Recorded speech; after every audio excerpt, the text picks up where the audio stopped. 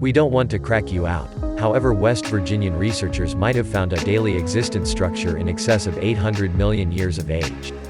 In another paper distributed in the Diary Geology, West Virginia University geologists say that a portion of the microorganisms found inside the Brown Formation, a 830 million-year-old stone tracked down in the Australian desert, may in any case be alive. And assuming they are, it could assist us with tracking down life on Mars, for sure. Taking a piece of the Brown Formation, which incorporates halite salt precious stones, the WVU specialists found natural fluids and solids utilizing harmless optical methods. Inside those substances, they then found single-celled creatures known as prokaryotes, which have been found in the past to endure a huge number of years when caught inside salt precious stones like the one inside that specific old stone.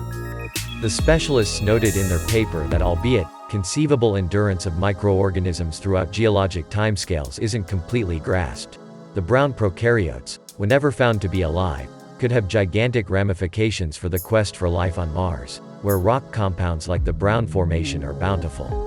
While this wouldn't be the principal actually living organic entity tracked down inside a huge number of years old halite gem, that differentiation goes to a bacterium separated by scientists in the year 2000. The Brown Formation prokaryotes would be the most seasoned living things on Earth found up to this point.